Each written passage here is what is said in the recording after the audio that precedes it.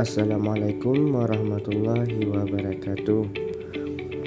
Alhamdulillahirabbil alamin, wassalatu wassalamu ala asyrafil anbiya'i wal mursalin wa ala alihi washabihi ajmain. Baik, pada hari ini saya akan membacakan hasil kerja saya yang berjudul Perencanaan Pembangunan Peternakan Berkelanjutan dengan Memanfaatkan Sumber Daya Alam. Yang pertama, pengertian pembangunan berkelanjutan adalah sebuah upaya pembangunan yang meliputi aspek ekonomi, sosial, lingkungan, bahkan budaya untuk kebutuhan masa kini, tetapi tidak mengorbankan atau mengurangi kebutuhan generasi yang akan datang. Kemudian, ciri-ciri pembangunan berkelanjutan. Yang pertama, memberi kemungkinan pada kelangsungan hidup dengan jalan melestarikan fungsi dan kemampuan ekosistem yang mendukungnya, baik secara langsung maupun tidak langsung. Yang kedua, memanfaatkan sumber daya alam dengan menggunakan teknologi yang ramah lingkungan, sehingga kelestarian lingkungan tetap terjaga. Yang ketiga, memberikan kesempatan pada sektor dan kegiatan lainnya untuk berkembang bersama di seluruh daerah dalam kurun waktu yang sama maupun kurun waktu yang berbeda. Yang keempat, meningkatkan dan melestarikan kemampuan serta fungsi ekosistem untuk memasok sumber daya alam. Selain itu, ada upaya untuk melindungi dan mendukung peri kehidupan secara terus-menerus. Yang kelima, menggunakan prosedur dan tata cara yang memperhatikan kelestarian fungsi dan kemampuan ekosistem untuk mendukung peri kehidupan baik masa kini maupun masa datang. Kemudian yang kedua, skema pembangunan berkelanjutan meliputi ekonomi, sosial maupun lingkungan. Yang ketiga, tahapan pembangunan berkelanjutan. Dalam buku Bunga Rampai Pembangunan Kota Indonesia dalam abad 21. Buku 1, Sarosa menyampaikan bahwa pada era sebelum pembangunan berkelanjutan digaungkan, pertumbuhan ekonomi merupakan satu-satunya tujuan bagi dilaksanakan satu pembangunan tanpa mempertimbangkan aspek lainnya. Selanjutnya, pada era pembangunan berkelanjutan saat ini ada 3 tahapan yang dilalui oleh setiap negara. 4. Indikator kriteria pembangunan berkelanjutan. Yang pertama, keberlanjutan ekologis. Keberlanjutan ekologis akan menjamin keberlanjutan ekosistem. Menjamin keberlanjutan ekologis harus diupayakan hal-hal sebagai berikut.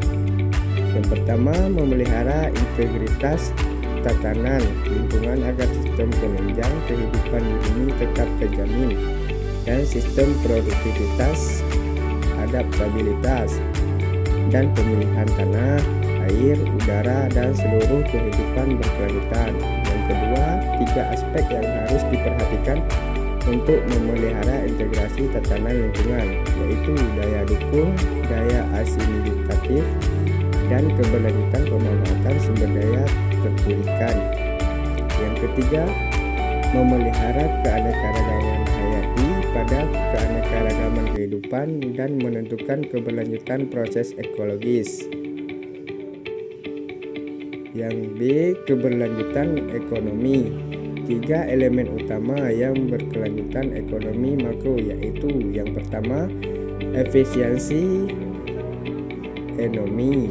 Yang kedua, kesejahteraan ekonomi dan berkesinambungan. Yang ketiga, meningkatkan pemerataan.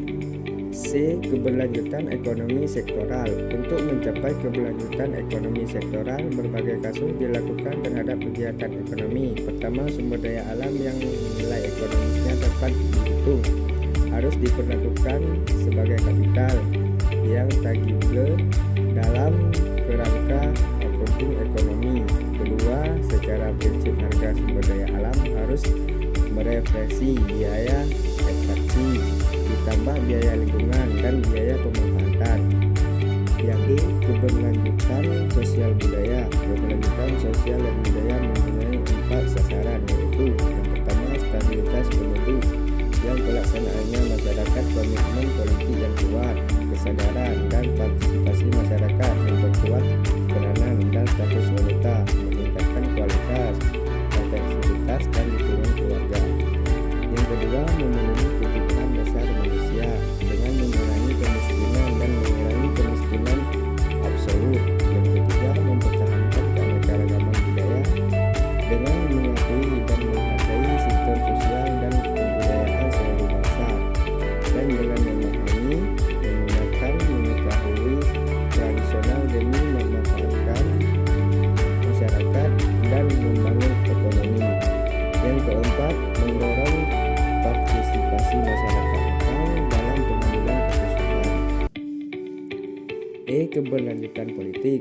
Keberlanjutan politik diarahkan pada respek pada human right, kebebasan individu dan sosial untuk berpartisipasi di bidang ekonomi, sosial dan politik.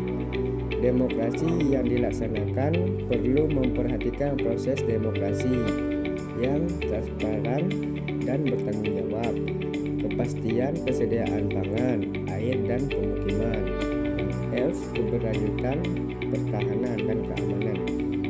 Keberlanjutan keamanan seperti menghadapi dan mengatasi tantangan, ancaman dan gangguan baik dari dalam dan luar yang langsung dan tidak langsung, yang dapat membahayakan integrasi, identitas, kelangsungan negara dan bangsa perlu diperhatikan. Kemudian yang kelima, keberlanjutan pembangunan sebagai orientasi pembangunan atau pembangunan berkaitan ini mungkin diwujudkan melalui terkait interlinkades yang tepat antara aspek sosial, ekonomi, dan kultur. Mereka menyadari adanya batas-batas pemanfaatan sumber alam dan batas kemampuan biosfer untuk dan dapat menyerap kegiatan manusia. Meskipun melalui penguasaan teknologi, batas tadi dapat menjadi bersifat relatif. Karenanya, sustainable development bukanlah suatu situasi yang harmonis, yang tetap dan statis, akan tetapi merupakan suatu proses perubahan di mana eksploitasi sumber alam, arah investasi, orientasi perkembangan teknologi, perubahan kelembagaan konsisten dengan kebutuhan pada saat ini dan di masa yang akan datang. Demikian pula perkembangan penduduk perlu diperhatikan dalam mencapai keberlanjutan pembangunan. Dan karena jumlah dan perkembangan penduduk haruslah dapat keseimbangan dengan perubahan potensi produk ekosistem. Kemudian B. Peran tata ruang dalam pembangunan berkelanjutan. Menurut Budi Harjo 2005 dalam Buletin Tata Ruang 2008, rencana tata ruang adalah suatu bentuk kebijakan publik yang dapat mempengaruhi keberlangsungan proses pembangunan berkelanjutan. Namun masih banyak masalah dan kendala dalam implementasinya dan menimbulkan berbagai konflik kepentingan. Terkait dengan berbagai konflik tersebut, maka beberapa usulan yang diajukan Budi Harjo 2005 untuk meningkatkan kualitas perencanaan ruang antara lain pentingnya AMDAL terhadap pembangunan berkelanjutan, merupakan suatu alat atau cara yang dilakukan dalam mengendalikan perubahan lingkungan sebelum suatu tindakan kegiatan pembangunan dilaksanakan.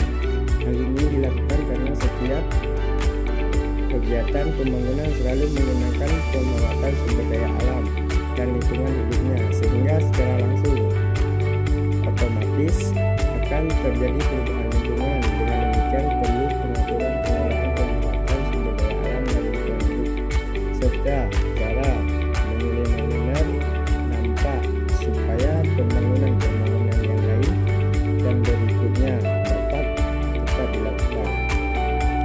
Memanfaatkan AMDAL khususnya bagi pembangunan lain sebagai berikut. Yang pertama, mencegah pencemaran dan kerusakan lingkungan. Yang kedua, menghindari konflik dengan masyarakat. Yang ketiga, menjaga agar pembangunan sesuai dengan prinsip pembangunan berkelanjutan.